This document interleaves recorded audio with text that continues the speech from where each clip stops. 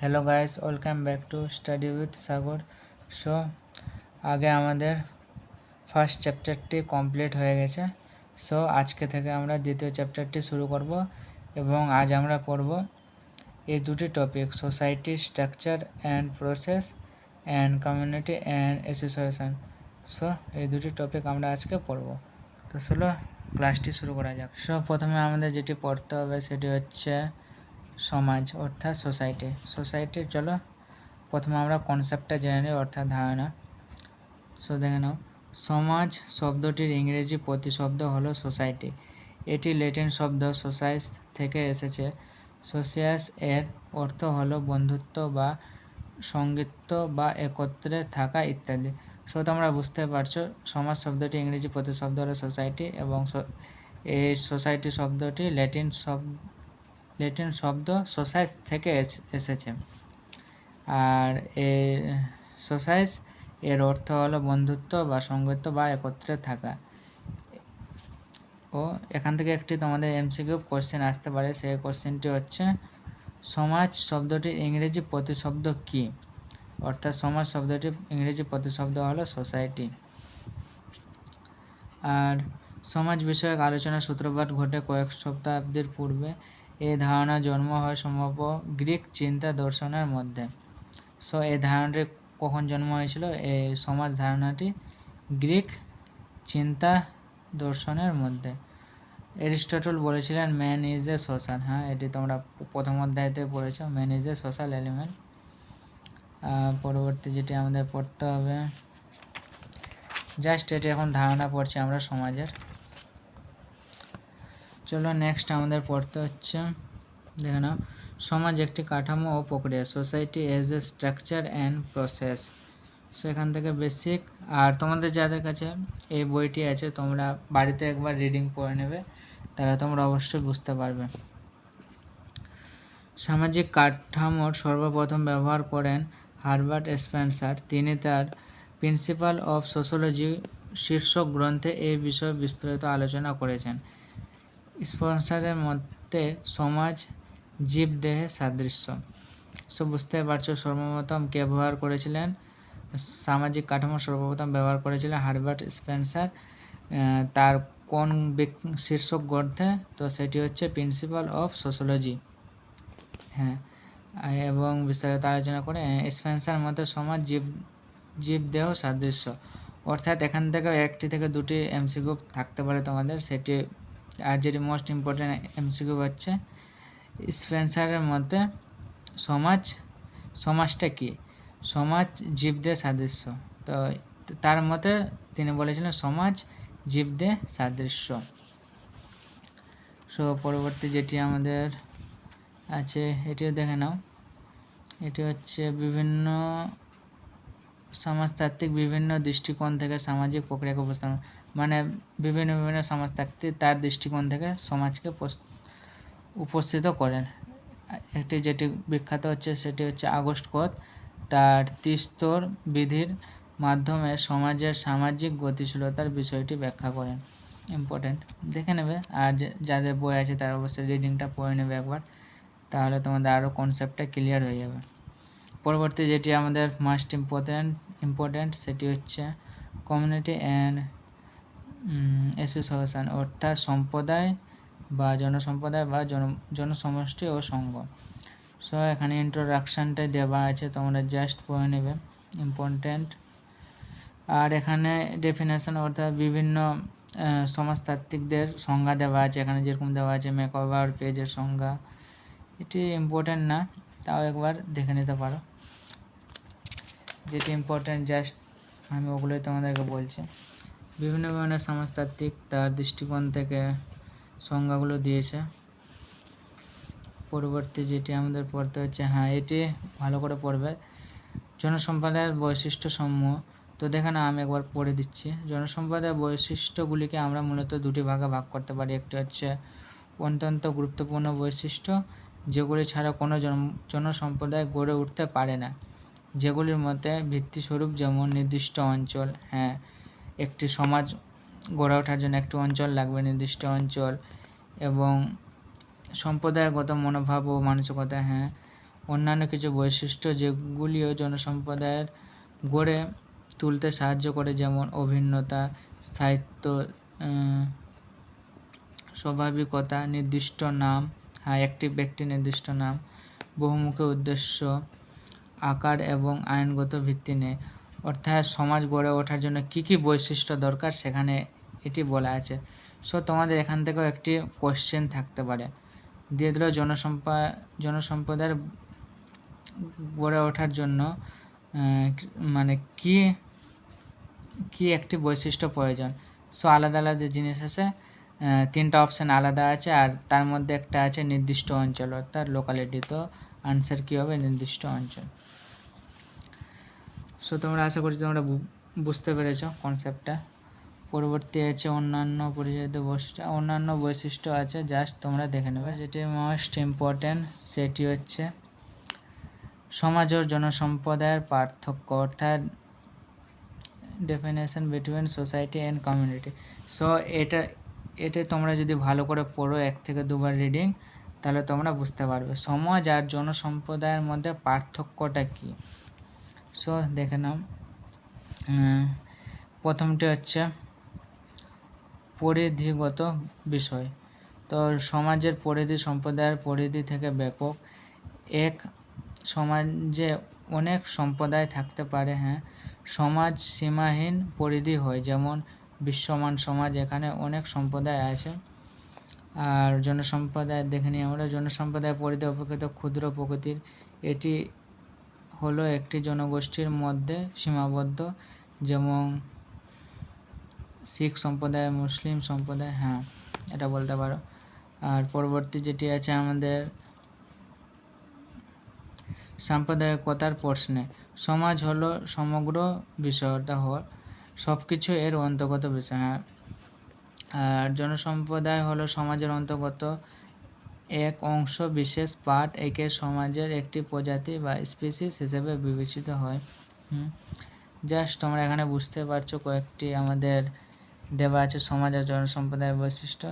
So এখান থেকে যেটি ইম্পর্টেন্ট তো সবই তোমরা জাস্ট পড়ে নেবে। গঠনগত প্রশ্নে স্বয়ং সম্পূর্ণতার বিচারে ব্যাপকতার প্রশ্নে হচ্ছে সমাজ ব্যাপক, এটা তোমরা জানো। সমাজ সব ব্যাপক একটি ধারণা এবং সর্বজনীয় বটে।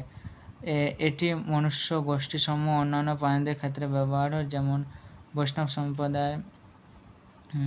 আর জনসাধারণের ধারণা অনেকটা সীমাবদ্ধতা, এটি কেবলমাত্র মনুষ্য গোষ্ঠীর ক্ষেত্রে ব্যবহৃত হয়, যেমন হিন্দু সম্প্রদায়, খ্রিস্টান সম্প্রদায় ইত্যাদি। তোমরা পড়ে নিলে বাড়িতে একবার বুঝে যাবে ভালো করে।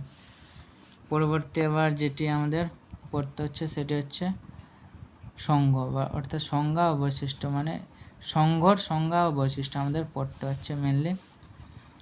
তো এখান থেকে যেটি আমাদের পড়তে হবে দেখে নাও। সংঘ হলো সমাজের একটি গুরুত্বপূর্ণ অংশ এবং অপরিহার্য উপাদান। তো বুঝতে পারছো, সংঘ হলো সমাজের একটি গুরুত্বপূর্ণ অংশ এবং অপরিহার্য উপাদান। এবং যেটা ইম্পর্টেন্ট সেটি হচ্ছে সংঘর সংজ্ঞা। তো সংজ্ঞাটা আমরা জাস্ট পড়ে নিলে বুঝে যাবো। যখন সমাজের কিছু ব্যক্তিবর্গ একই উদ্দেশ্য বা উদ্দেশ্য সমূহ অথবা স্বার্থসিদ্ধির জন্য সংগঠিত হয় এবং একটি নির্ধারিত কর্মপন্থা অবলম্বন করে, তখন তাকে সংঘ বলা হয়। তো তোমরা বুঝতে পারছো, যখন সমাজের কিছু ব্যক্তিবর্গ একই উদ্দেশ্য বা উদ্দেশ্য সমূহ অথবা স্বার্থসিদ্ধির জন্য সংগঠিত হয় এবং একটি নির্ধারিত কর্মপন্থা অবলম্বন করে, তখন তাকে সংঘ বলা হয়। এই বিষয়ে কয়েকটি গুরুত্বপূর্ণ সংজ্ঞা, অর্থাৎ মেকওভার ও পেজ। চলো একটি পড়ে নিই আমরা। মতে মেকওভার ও পেজের মতে সংঘ হলো এমন একটি গোষ্ঠী যা তাদের সাধারণ স্বার্থ বা স্বার্থসমূহ সাধারণের জন্য সংগঠিত হয়। We define an association as a group, এটা ইংলিশে লেখা আছে, মানে বেঙ্গলি মিনিংটা জাস্ট। পরবর্তী আছে আমাদের অর্গবান ও নিমকফ বলেন, মানে বিভিন্ন সমাজতাত্ত্বিকগুলো তাদের সংজ্ঞাটি দিয়েছে এখানে জাস্ট। তো জাস্ট তোমরা খালি এই সংজ্ঞাটা পড়ে নেবে আর এই মেকওভার ও পেজের মধ্যে সে কী বলেছে সেটি। পরবর্তী যেটি আমাদের এই বৈশিষ্ট্যটা পড়লে আমরা বুঝে যাব সংজ্ঞাটা আসলে কি। সংজ্ঞার বৈশিষ্ট্য সম্বন্ধে এটি মাস্ট পড়তে হবে তোমাদেরকে। সংঘ একটি সংগঠন। সো দেখে নাও, সংঘ একটি মানবিক সংগঠন।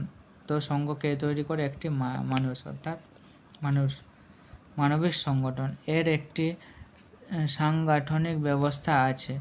সংঘের নির্দিষ্ট কার্য পদ্ধতি, কার্য পরিচালনা, মণ্ডলীয় ইত্যাদির মাধ্যমে সাংগঠনিক বিষয়টা দৃঢ় হয়।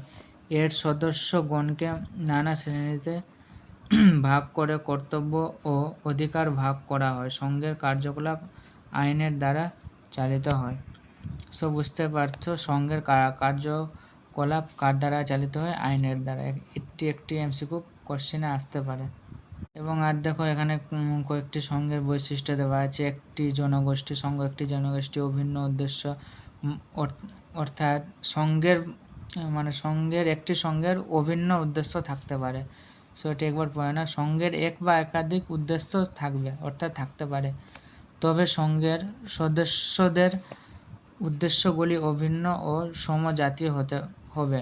সদস্যদের উদ্দেশ্যের বিভিন্ন থাকলে সংঘের পক্ষে ক্ষতিকারক, অর্থাৎ বিভিন্নতা। অর্থাৎ এখানে বলতে চাইছে সদস্যদের উদ্দেশ্যের বিভিন্নতা থাকলে সংঘের পক্ষে ক্ষতিকারক, মানে এক একটা সদস্যের আলাদা আলাদা যদি থাকে, উদ্দেশ্য থাকে, তার সে সংঘের পক্ষে ক্ষতিকারক হতে পারে। পরবর্তী এখানে জাস্ট ইম্পর্টেন্টগুলো দেওয়া আছে, তোমরা জাস্ট পড়ে নেবে। একটা সংঘের একটি নির্দিষ্ট নাম থাকবে, নির্দিষ্ট নিয়মকানুন থাকবে, নিজস্ব কর্মপন্থা থাকবে, একটি মাধ্যম থাকবে। তো দেখে নাও, নির্দিষ্ট নামে বলা আছে প্রায় প্রত্যেকটি সংঘের একটি নির্দিষ্ট নাম ও প্রতীক থাকে। এর দ্বারা একটি সংঘ অন্যগুলি থেকে নিজস্বতা বজায় রাখে। নাম সংঘের পরিচিত বহন করে সমাজে। সো তোমরা বুঝতে পেরেছো তখন আসলে সংঘটা কি। সো এখান থেকে তোমাদের একটি মেন যেটি এমসিকিউ কোশ্চেন আসতে পারে সেটি হচ্ছে দিয়ে দিল সংঘের বৈশিষ্ট্য, অর্থাৎ সংঘের মধ্যে কি কি বৈশিষ্ট্য থাকা দরকার। সো তোমাদেরকে দিয়ে দিল সংঘ একটি সংগঠন, অভিন্ন উদ্দেশ্য, নির্দিষ্ট নাম। সো এই তিনটে অপশান দেওয়া থাকলো। সংঘ একটি সংগঠন, অভিন্ন উদ্দেশ্য এবং নির্দিষ্ট নাম। আর পরবর্তী যেটা 4 নম্বর অপশান আছে সেখানে থাকলো উপরের সবকটি। তোমরা কী দেবে? তাহলে উপরের সবকটি হবে। আর ধরে নাও এখান থেকে যে কোনো একটি অপশানে আছে তাহলে ওটাই হবে অপশান। সো বুঝতে পারছো, আমি বুঝাতে পারলাম তাহলে এই সংঘটা কী। পরবর্তী যেটি আমাদেরকে পড়তে হবে, দেখে নাও, relation between community and association, অর্থাৎ জনসম্প্রদায় ও সংঘের পারস্পরিক সম্পর্ক। তো সম্পর্ক কি? জনসম্প্রদায় ও সংঘের মধ্যে পারস্পরিক সম্পর্কটা কি? সো এখানে বলা আছে, চলো প্রথম থেকে আমরা পড়ে নিই একবার। সমাজবিজ্ঞানের সম্প্রদায় ও সংঘ দুটি গুরুত্বপূর্ণ আলোচ্য বিষয়। মানব সমাজের কল্যাণের জন্য এই দুটি প্রতিষ্ঠানের গুরুত্ব অনেক। তবুও সম্প্রদায় ও সংঘ এই দুটি ধারণা এক নয়। এদের মধ্যে যথেষ্ট স্বতন্ত্রতা আছে এবং পার্থক্য আছে। সো তোমরা বুঝতে পারছো এদের মধ্যে যথেষ্ট স্বতন্ত্রতা ও পার্থক্য আছে এবং এই পরস্পর দুটি থেকে আলাদা। তাই বলা হয় সংঘ সম্প্রদায় নয়, এটি সম্প্রদায়ের মধ্যে অবস্থিত একটি সংগঠন। সো তোমরা বুঝতে পারছো, কিন্তু এদের মধ্যে গভীর সম্পর্ক রয়েছে। কিন্তু এই শর্তগুলো থাকা পক্ষেও কিন্তু এদের মধ্যে গভীর সম্পর্ক রয়েছে। দুটি সংগঠনের সমাজে বসবাসকারী ব্যক্তিবর্গের বিচিত্র বহুমুখী চাহিদা ও উদ্দেশ্য পূরণের জন্য সর্বদা সচেষ্ট রয়েছে। সমাজে বিভিন্ন সম্প্রদায়ের সমাজে বসবাসকারী ব্যক্তিবর্গের বিচিত্র বহুমুখী চাহিদা ও উদ্দেশ্য পূরণের জন্য সর্বদা সচেষ্ট রয়েছে। সমাজে বিভিন্ন সম্প্রদায়ের অন্তর্ভুক্ত মানুষরাই তাদের ইচ্ছামতো এক বা একাধিক সংঘের সদস্য হন। ব্যক্তি সেই সংঘের উন্নতি অগ্রগতির সাথে একতা হয়ে পড়েন। সো তোমরা জাস্ট এটি পড়লে ভালো করে বুঝে যাবে। আর এখানে একটি পি জিসবার্ড এর প্রসঙ্গে বলা হয়েছে। ফান্ডামেন্টাল অফ সোশ্যোলজি গ্রন্থে তিনি এই জনসম্প্রদায় ও সংঘের পারস্পরিক সম্পর্ককে বলেছে। সো জাস্ট তোমরা বুঝতে পারছো। এবং পরবর্তী আমরা পড়ে নেব জনসম্প্রদায় ও সংঘের পার্থক্যতে কী বলা হয়েছে মেনলি আমাদের। সো তোমরা প্রথমে এটি ভালো করে পড়ে নেবে এবং পার্থক্য পড়লে তোমরা বুঝে যাবে জনসম্প্রদায় ও সংঘ আসলে কী। সো পরিধির প্রশ্নে, একটি সম্প্রদায়ের পরিধি সংঘের পরিধি থেকে অনেক বেশি, অর্থাৎ পরিধির ক্ষেত্রে বলা যায় জনসম্প্রদায় বড় ও এটি একটু ছোট। সম্প্রদায়ের মধ্যে অনেক সংঘ থাকতে পারে। সংঘ হল একটি সম্প্রদায়ের অধীনে একটি সংস্থা বা সংগঠন। সম্প্রদায়ের তুলনায় এর পরিধি অনেক ছোট হয়। সংঘ সম্প্রদায়ের একটা অংশ মাত্র। আর অঞ্চলগত বিচারে দেখে নাও, যে কোনো জনসম্প্রদায়ের ক্ষেত্রে অঞ্চল একটি উপাদান হিসাবে বিবেচিত হয়, কিন্তু কোনো সংঘ অঞ্চলকে ভিত্তি করে গড়ে উঠতে পারে বা নাও পারে। এখানে নির্দিষ্ট অঞ্চলের বিষয়টি অপরিহার্য নয়। যেমন রেড ক্রস সোসাইটি সারা পৃথিবী জুড়ে ছড়িয়ে আছে। তো সংঘের একটি হলো রেড ক্রস সোসাইটি। পরবর্তী দেখে নাও, কয়েকগুলো বৈশিষ্ট্য দেওয়া আছে সম্প্রদায় ও সংঘের মধ্যে। সো দেখে নাও। সো তোমরা যদি বাড়িতে ভালো করে এটি পড়ো, একবার থেকে দুবার রিডিং, তো আশা করবো তোমরা বুঝে যাবে। তো জাস্ট তোমাদের যেগুলো পড়তে হবে জাস্ট আমি দেখে নিলাম।